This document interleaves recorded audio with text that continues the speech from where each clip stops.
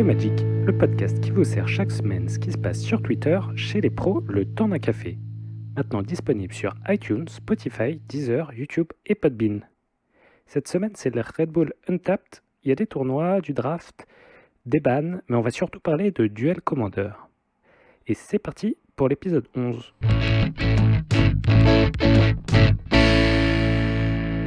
Effectivement, cette semaine, c'est le Red Bull Untapped qui a lieu en standard. Qu'est-ce que c'est ? Un tournoi qui est organisé par Red Bull, donc une grosse enseigne, un gros sponsor qui permet à Magic de se donner un bon côté e-sport grâce à ses moyens, qui fait des tournois apparemment plutôt bien organisés, et même si ça se passe en ce moment, on va avoir un premier regard sur le metagame. Alors les decks ne sont pas encore tous officiellement annoncés, mais quelqu'un de malin, Robert Taylor, a pu faire une analyse de la méta en fonction des noms des tags qui apparaissent, car ce sont les noms donnés au deck par les joueuses et par les joueurs. On retrouve donc sur ce tournoi 15% ennemi de Bantramp, 13% de Tému Réclamation, 11% de Monovert Aggro, 9% de Sultai Ramp, 7% de Rakdos Sacrifice, 5,8% de Mono Rouge Aggro. Ensuite, on a un petit peu de Gen Sacrifice, Mono Noir Aggro, Azorus Control, Simic Ramp, Grul Aggro. Et après, c'est vraiment quelques petites dizaines de decks par ici et par là. Aucun changement absolument drastique, mais c'est intéressant, je trouve, de voir chaque semaine les petits changements de méta. Un autre tournoi qui a été annoncé cette semaine, c'est un nouveau Arena Open. Je ne sais pas si vous vous souvenez du premier, c'est un tournoi organisé totalement sur Magic Arena, tout le monde peut participer, mais cette fois-ci, le format est historique. C'est le 1er août, donc faites chauffer vos brous, c'est le moment de tester. Ça va être intéressant de voir ce nouvel événement compétitif sur Arena. Pendant ce temps-là, moi je me rends ivre de draft de Magic 21. En effet, Jean-Emmanuel Deprat a dit quelque chose sur Twitter qui m'a fait pas mal réfléchir, alors que quelqu'un disait « Si vous en avez marre de jouer en EDH en commandeur, vous devriez vous mettre à drafter ». Il y a eu plusieurs discussions, jusqu'à ce que ce cher Jean-Emmanuel dise « Si vous n'aimez pas drafter, vous devriez plus drafter ». En effet, pour moi, j'aime pas tant que ça drafter parce que c'est quelque chose de vraiment difficile, je trouve. Il faut presque réapprendre le jeu, il faut réapprendre chaque format, mais je me suis dit, pour M21, je vais essayer, j'ai fait l'effort, et je dois dire que maintenant ça paye, je commence à avoir vraiment pas mal de fun à jouer à ce format. Donc j'apprécie, merci à JE de m'avoir fait réfléchir sur la question et de m'avoir motivé à plus drafter. Comme je l'avais dit cette semaine, on va beaucoup parler de Duel Commander. Le DC, c'est un format singleton où on joue avec 100 cartes, dont un commandant, avec un esprit plutôt compétitif parce que c'est en 1v1. Je vous en avais parlé lors de l'épisode 5, et je voulais revenir sur ce format, voir ce qu'il est devenu, parce qu'il y a eu des gros bans qui avaient été annoncés.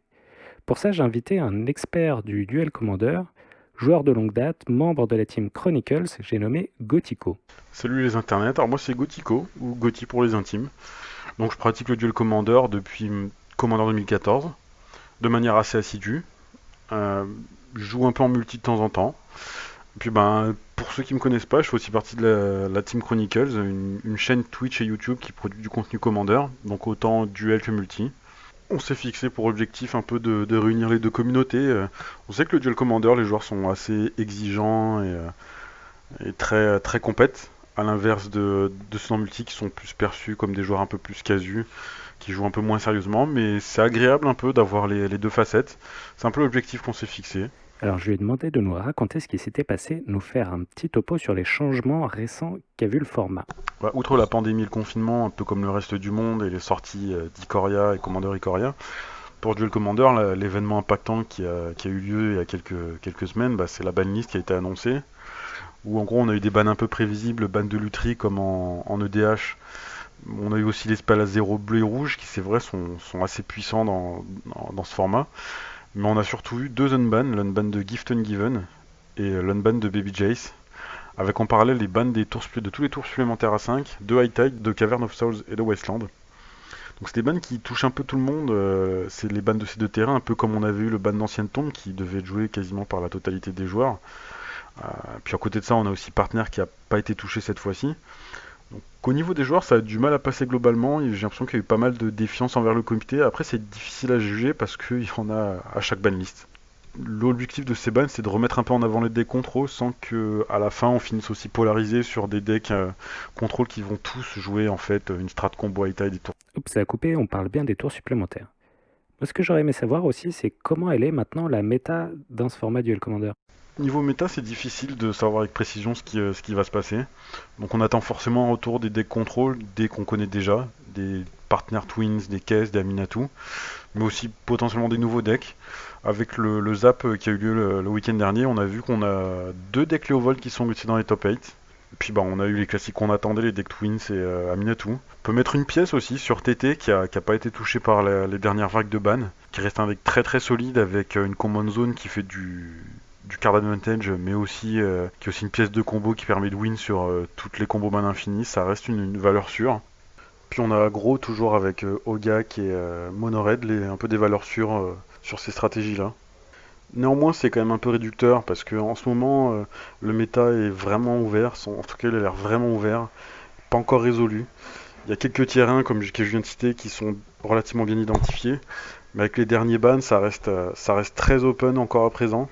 Et il y a pas mal de choix de général en fonction des différentes stratégies disponibles dans le format. Et je suis même pas certain qu'un podcast de plusieurs heures nous permettrait de faire le tour de la question. Alors je sais que je botte un peu en touche, ouais. Bah, pas de problème, je veux dire que ça fait plutôt envie d'avoir une méta si ouverte, ça te donne envie de brew, de essayer de créer des decks, je pense que c'est le moment, ça te donne envie de jouer.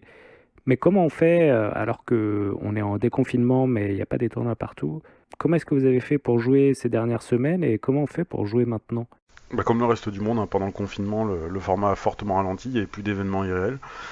Après, heureusement, il y avait quand même des solutions alternatives pour jouer en ligne avec des cocatrices ou des untap all.in qui permettaient de jouer en ligne un peu tout ce qu'on voulait. Puis on a eu quelques belles initiatives aussi, des petits tournois en ligne organisés par les apps. Il y a eu deux ou trois apps at home, je crois. On a eu le tournoi des biquettes qui était tous les jeudis soirs sur Coca, qui était aussi retransmis sur Twitch, du coup, bah, sur la chaîne de la Team Chronicles. Euh, on a aussi une Commander League qui a eu lieu. Après, tout s'est un peu passé sur Discord, le Discord des apps, le Discord de la Team Biquette, le Discord de la Commander League ou aussi le Discord de la Team Chronicle. Donc même pendant le confinement, il y a quand même moyen d'avoir sa dose de Commander, de duel Commander et de s'amuser un peu de chez soi avec un peu de distanciation sociale. Mais là, ça reprend doucement, les FNM, comme je disais, reprennent. On a eu un zap, et puis bah voilà, là, ça commence un peu à repartir. En attendant, je sais pas ce que va donner la pandémie, mais pour l'instant, c'est possible de jouer en FNM avec des vraies cartes. Et ça fait plaisir. Tu m'étonnes, ça fait plaisir de pouvoir jouer avec des vraies cartes. J'ai pu vivre ça en moderne. C'était vraiment une libération. Vous pouvez nous retrouver sur Twitter, chronique du com, ou sur mon Twitter perso, @gothicogigi.